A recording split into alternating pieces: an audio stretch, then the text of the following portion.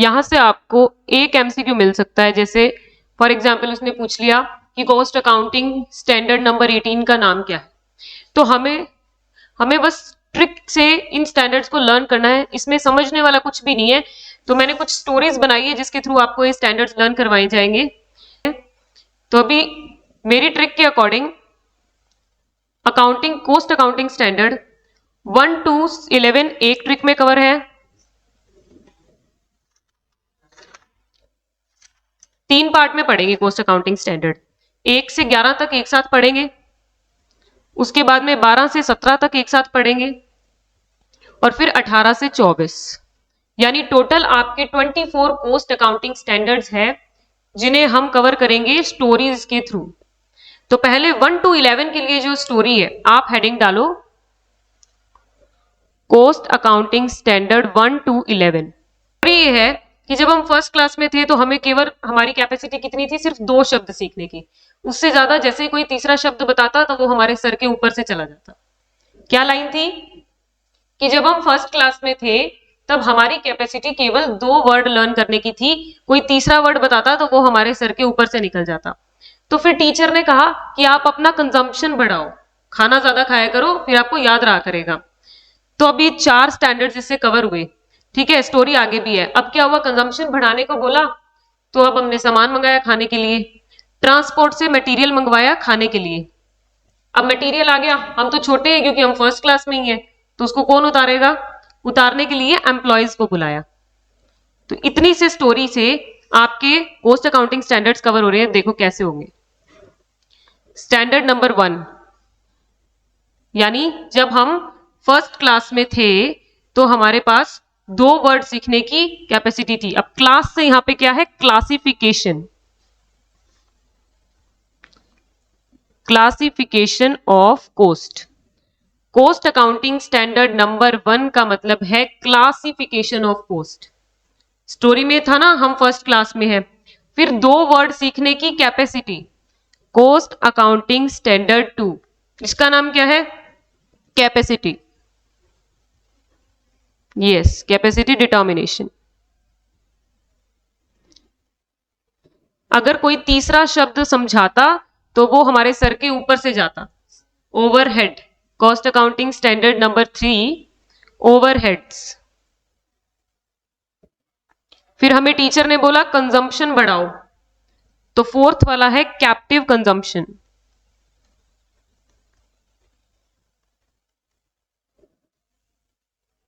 अब कंजम्पशन बढ़ाने के लिए सामान नहीं था हमारे पास, हमने मंगवाया ट्रांसपोर्ट से। एवरेज कॉस्ट ऑफ ट्रांसपोर्टेशन, क्या मंगवाया ट्रांसपोर्टेशन से, नंबर 6 में है मटेरियल, खाने का मटेरियल मंगवा लिया ट्रांसपोर्टेशन से। फिर नंबर 7 पे आया, अब मटेरियल आ चुका है, हम छोटे हैं तो उसको उतारने के लिए हमने एम्प्लॉयज को बुलाया।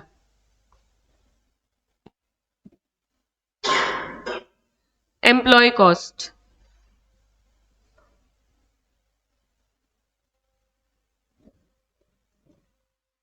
इतना पढ़ लिया था स्टोरी के अकॉर्डिंग। अब एम्प्लॉयज आ गए।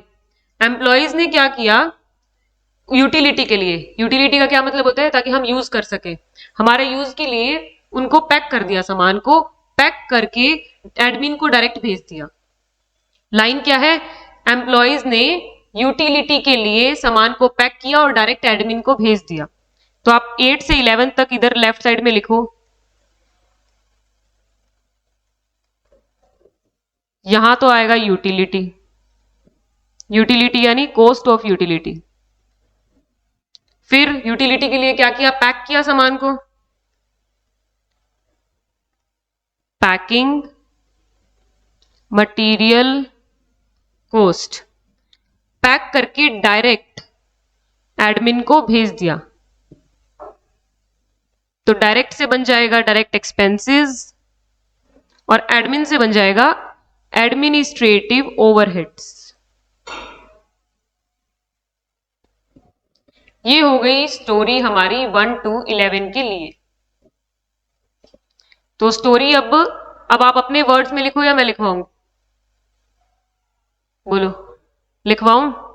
लिखो, क्योंकि बाद में नहीं याद रहेगी ये। मैं बोल रही हूं, आप लोग लिखो। जब हम फर्स्ट क्लास में थे, अब इसमें फर्स्ट क्लास को अलग हाईलाइट कर देना ताकि आपको याद रहे कि ये इसका नाम है। मैं आपके साथ ही लिखती हूँ ना।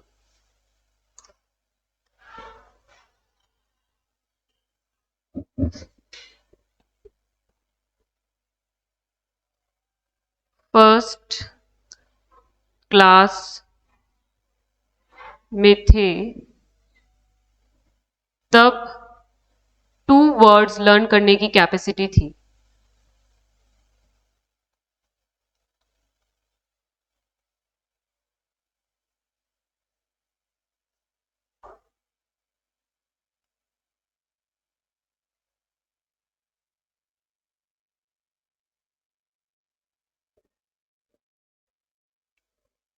कोई थर्ड वर्ड लर्न करने को बोलता, थर्ड वर्ड सुनते ही हमारे सर के ऊपर से जाता।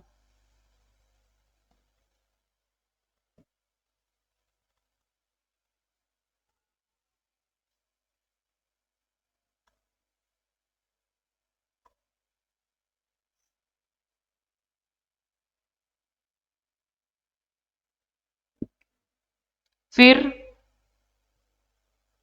मैम ने बोला कंजम्पशन बढ़ाओ।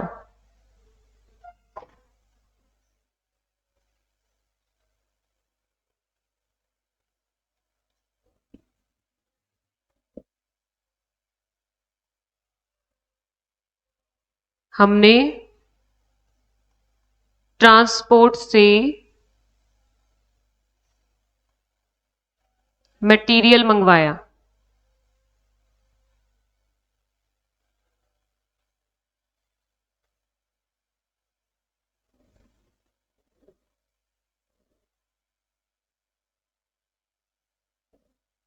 उतारने के लिए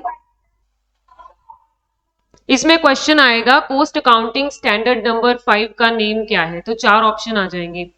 या फिर उल्टा क्वेश्चन बनेगा कि मटेरियल कॉस्ट कौन सा नंबर स्टैंडर्ड है। Got it? हम्म। उतारने के लिए एम्प्लॉयज को बुलाया,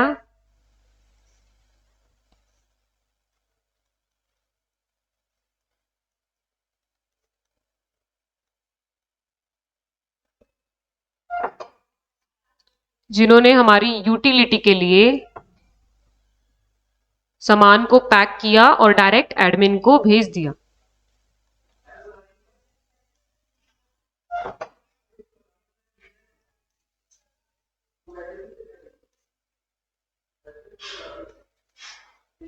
डायरेक्ट एडमिन को भेज दिया।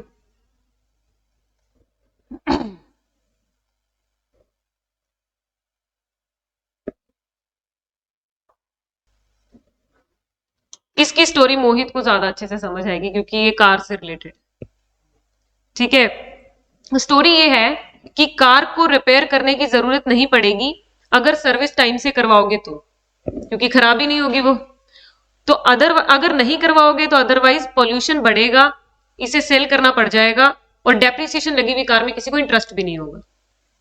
तो स्टोरी क्या है, कार को रिपेयर करने की जरूरत नहीं पड़ेगी अगर सर्विस टाइम से करवाओगे तो, अदरवाइज पॉल्यूशन बढ़ेगा तो इसे सेल करना पड़ेगा और डेप्रिसिएशन लगी हुई कार में किसी को इंटरेस्ट भी नहीं होगा। इससे कवर होंगे हमारे 12 to 17। पहले नेम लिखते हैं, उसके बाद में स्टोरी से कनेक्ट करेंगे। Cost accounting standard number 12,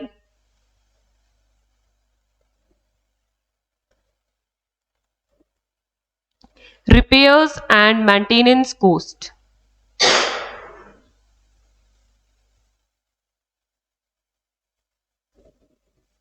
Second, cost of service cost center।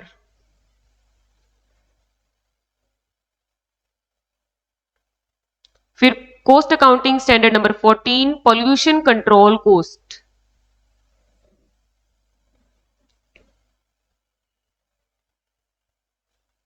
15 selling and distribution overheads.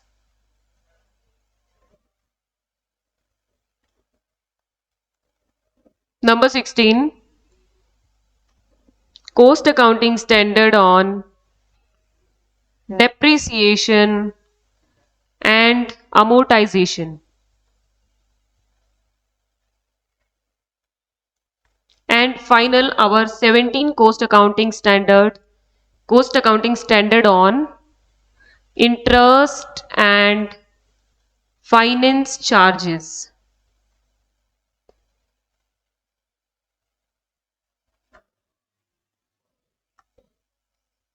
अब इसको हमने जो स्टोरी से कवर किया उससे कनेक्ट करते हैं, ठीक है।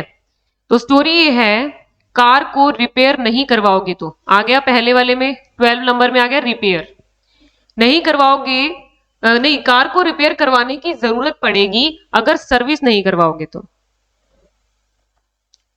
और फिर पोल्यूशन बढ़ेगा तो सेल नहीं हो पाएगी कार, डेप्रिसिएशन लगी हुई कार पे किसी को इंटरेस्ट भी नहीं आएगा। स्टोरी लिखो।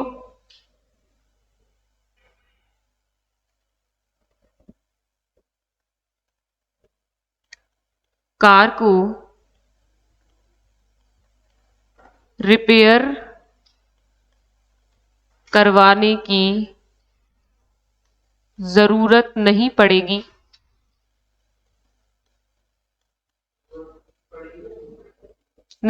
अगर सर्विस टाइम से करवाओगे तो। अगर सर्विस टाइम से करवाओगे, अदरवाइज पॉल्यूशन बढ़ेगा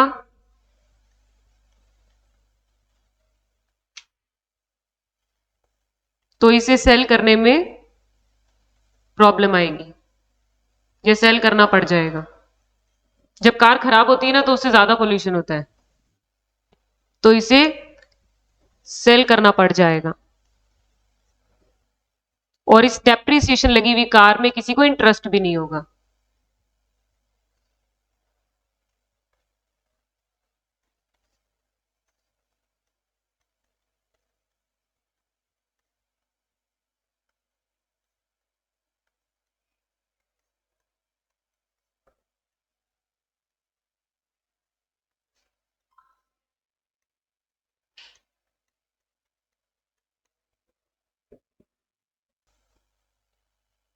लिख लिया। अब 18 to 24,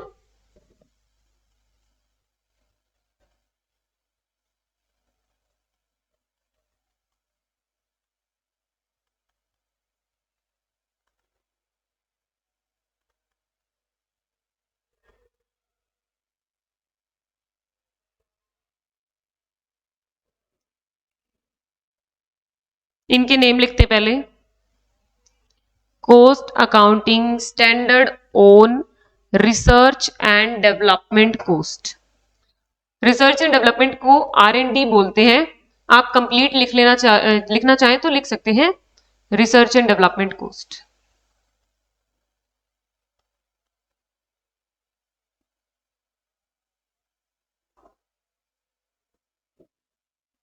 nineteen cost accounting standard on joint cost. Then cost accounting standard on royalty and technical know-how fees. 21 cost accounting standard on quality control.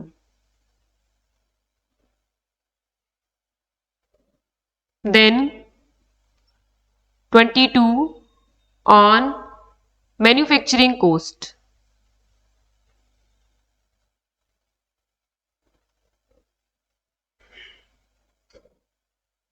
Cost accounting standard on overburden and removal cost. Overburden removal cost, and नहीं है बीच में।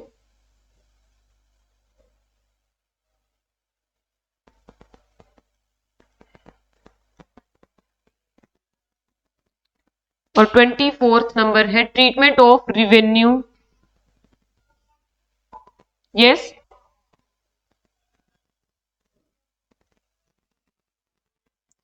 Treatment of revenue in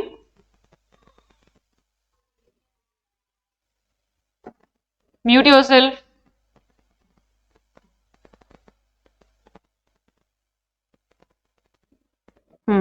treatment of revenue in cost, name देख के बताओ complete. Treatment of revenue in cost statement. Yes yes. अब देखते हैं इसकी स्टोरी क्या है। इसकी स्टोरी के अकॉर्डिंग आर एंड डी, ये दो पर्सन हैं, R and D joint room में रहते हैं और रॉयल तरीके से रहते हैं। R and D joint room में रॉयल तरीके से रहते हैं क्योंकि उन्हें क्वालिटी चाहिए, उन्हें क्वालिटी चाहिए जिसकी वजह से उनके घर के मैन है ना, जो जो कमाते हैं, उनके ऊपर ओवर बर्डन है रिवेन्यू लाने का। ठीक है, देखो R and D joint room में रहते हैं रॉयल तरीके से क्योंकि उन्हें क्वालिटी चाहिए जिसकी वजह से उनके घर के जो मैन हैं उन पे ओवर बर्डन रहता है रेवेन्यू जनरेट करने का। लिखो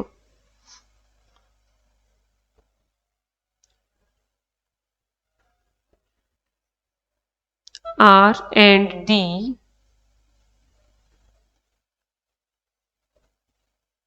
जॉइंट रूम में रॉयल तरीके से रहते हैं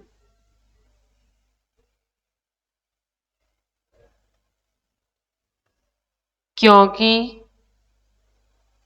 उन्हें क्वालिटी चाहिए।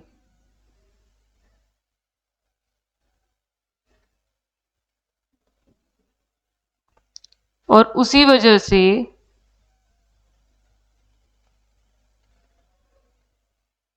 उनके घर के मैन पर ओवर बर्डन है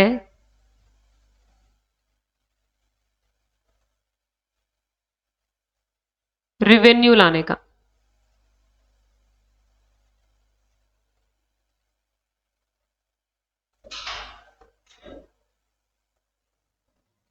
करें टैली इसको। आर एंड डी से हो गया cost accounting standard number 18 research and development cost. फिर जॉइंट से जॉइंट कॉस्ट, रॉयल से रॉयल्टी, क्वालिटी से क्वालिटी कंट्रोल और मैन से cost accounting standard number 22 manufacturing cost और उसके बाद में 23 ओवर बर्डन रिमूवल कॉस्ट और लास्ट में है 24 revenue. Treatment of revenue in cost statement. ये थी तीनों स्टोरीज जिससे आपने कवर कर ली है cost accounting standard number 1 to 24। मैंने अपनी तरफ से आपको लर्न करवाने की पूरी कोशिश की है और अब आप इसको जितना लिखेंगे, जितनी बार लिखेंगे उतना आपको लर्न हो जाएगा। बाकी ज्यादा बड़ा इशू नहीं है क्योंकि नेम लर्न करने की आपको जरूरत नहीं है। हमेशा पढ़ते वक्त आपका पॉइंट ऑफ व्यू ये रहना चाहिए कि एमसीक्यू पर्पस के लिए पढ़ रहे हैं आप।